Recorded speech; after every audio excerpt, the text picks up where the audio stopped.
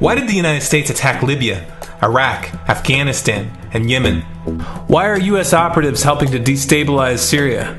And why is the United States government so intent on taking down Iran, in spite of the fact that Iran has not attacked any country since 1798? And what's next? What are we headed for? When you look at the current trajectory that we're on, it doesn't make any sense at all if you evaluate it based on what we're taught in school. And it doesn't make any sense if you base your worldview on the propaganda that the mainstream media tries to pass off as news. But it makes perfect sense once you know the real motives of the powers that be. In order to understand those motives, we first have to take a look at history. In 1945, the Bretton Woods Agreement established the dollar as the world reserve currency, which meant that international commodities were priced in dollars. The agreement, which gave the United States a distinct financial advantage, was made under the condition that those dollars would remain redeemable for gold at a consistent rate of $35 per ounce. The United States promised not to print very much money, but this was on the honor system, because the Federal Reserve refused to allow any audits or supervision of its printing presses. In the years leading up to 1970, expenditures in the Vietnam War made it clear to many countries that the U.S. was printing far more money than it had in gold. And in response, they began to ask for their gold back. This, of course, set off a rapid decline in the value of the dollar. The situation climaxed in 1971 when France attempted to withdraw its gold and Nixon refused. On August 15th, he made the following announcement. I have directed the Secretary of the Treasury to take the action necessary to defend the dollar against the speculators. I have directed Secretary Connally to suspend temporarily the convertibility of the dollar into gold or other reserve assets, except in amounts and conditions determined to be in the interest of monetary stability and in the best interest of the United States.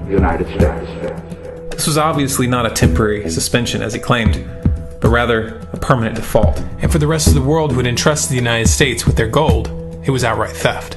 In 1973, President Nixon asked King Faisal of Saudi Arabia to accept only U.S. dollars as payment for oil and to invest any excess profits in U.S. Treasury bonds, notes, and bills. In return, Nixon offered military protection for Saudi oil fields. The same offer was extended to each of the world's key oil-producing countries, and by 1975, every member of OPEC had agreed to only sell their oil in U.S. dollars.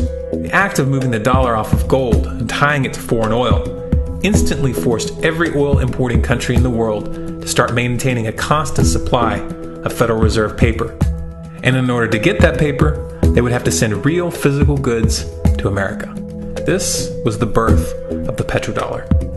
Paper went out, everything America needed came in, and the United States got very, very rich as a result. It was the largest financial con in recorded history.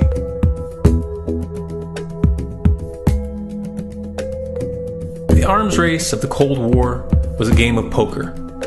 Military expenditures were the chips, and the U.S. had an endless supply of chips. With the petrodollar under its belt, it was able to raise the stakes higher and higher, outspending every other country on the planet, until eventually U.S. military expenditures surpassed that of all other nations in the world combined. The Soviet Union never had a chance. The collapse of the communist bloc in 1991 removed the last counterbalance to American military might. The United States was now an undisputed superpower with no rival.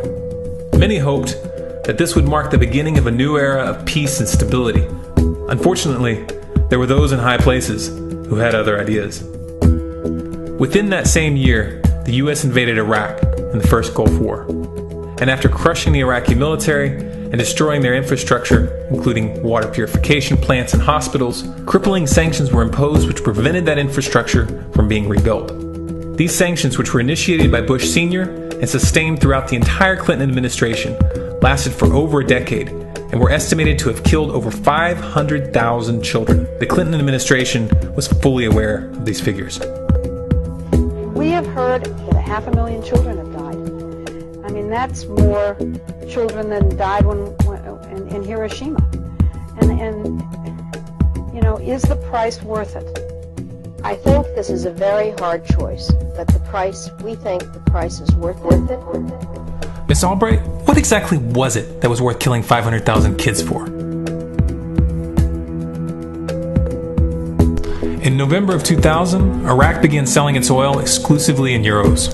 This was a direct attack on the dollar and on U.S. financial dominance, and it wasn't going to be tolerated. In response, the U.S. government, with the assistance of the mainstream media, began to build up a massive propaganda campaign claiming that Iraq had weapons of mass destruction and was planning to use them.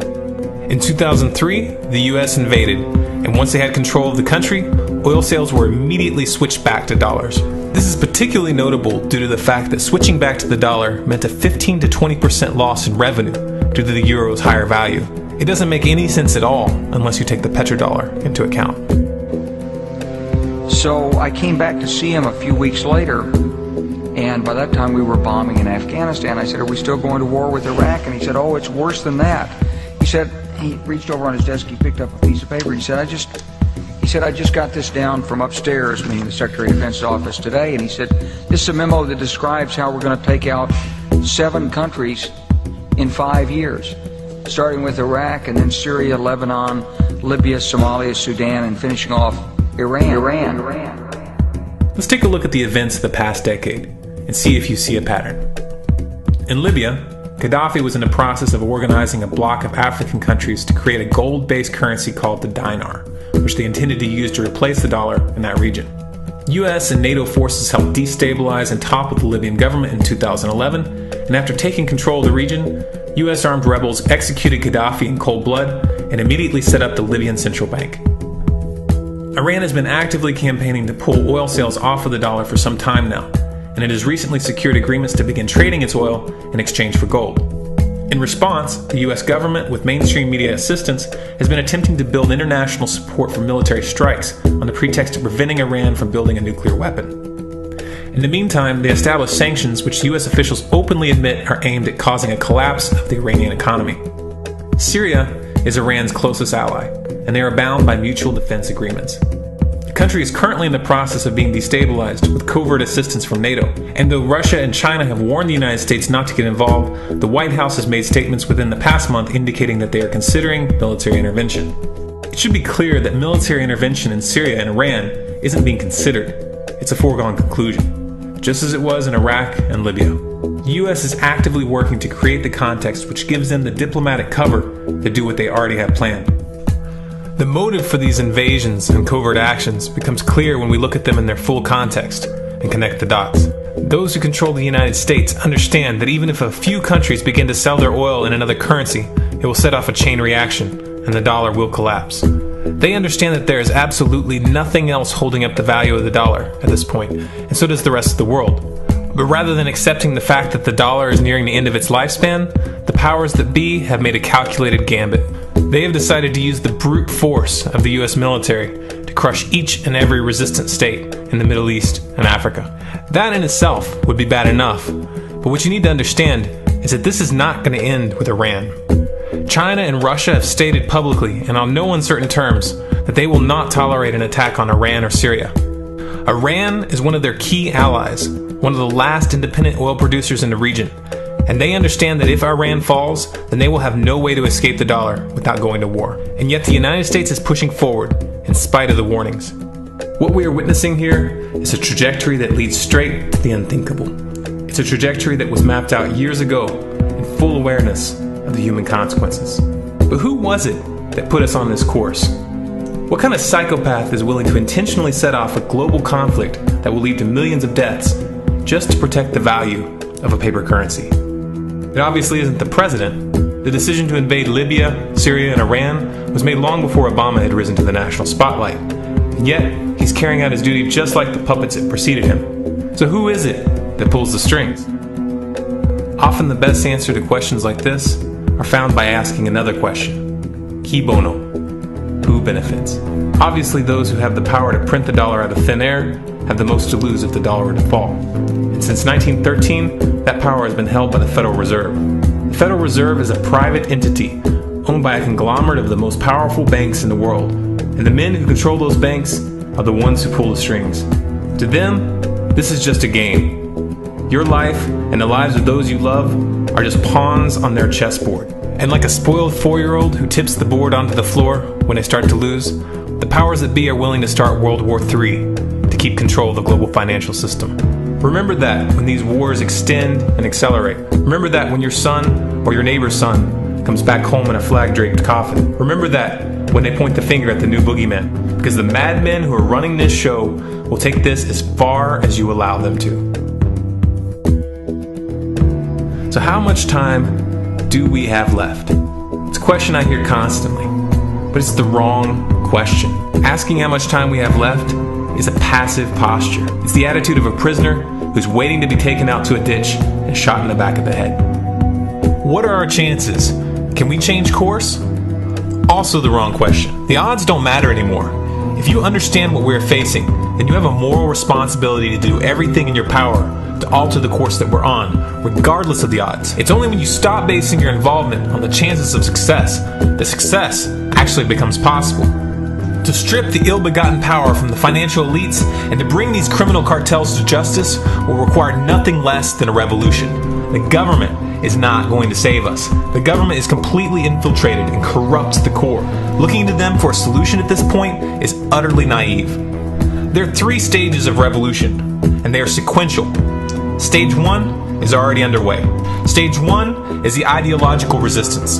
In this stage, we have to actively work to wake up as many people as possible about what is happening and the direction we're headed. All revolutions originate from a shift in the mindset of the population, and no other meaningful resistance is possible without it. Success in this stage of the game can be measured by the contagion of ideas. When an idea reaches critical mass, it begins to spread on its own and seeps into all levels of society.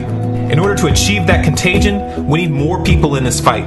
We need more people speaking out, making videos, writing articles, getting this information onto the national and international stage. And we especially need to reach the police and the military. Stage 2 is civil disobedience, also known as nonviolent resistance. In this stage, you put your money where your mouth is, or more accurately, you withhold your money and your obedience from the government, and you do everything in your power to bring the gears of the state to a halt. Practiced in mass, this method alone is often enough to bring a regime to its knees. However, if you fail at this stage, Stage 3 is inevitable. Stage 3 is direct physical resistance. Direct physical resistance is the last resort, and it should be avoided and delayed as long as possible, and it should only be invoked after all other options have been thoroughly exhausted. There are those who talk tough and claim that they will resist when the time comes, but what those people fail to realize is that if you are inactive during the first 2 stages and save your efforts for the last resistance, then you will fail. When the Nazis were moving door to door, dragging people out of their homes in Germany, that was the time to fight back physically. But due to the lack of ideological resistance and civil disobedience leading up to that moment, even an armed uprising would have likely failed at that point. An armed uprising can only succeed if the people have established an attitude of active resistance. And active resistance is only possible after their minds have broken free from the mainstream propaganda. If you want to fight back, it's now or never. You're not going to get another chance, and the stakes are far higher than they were in Nazi Germany.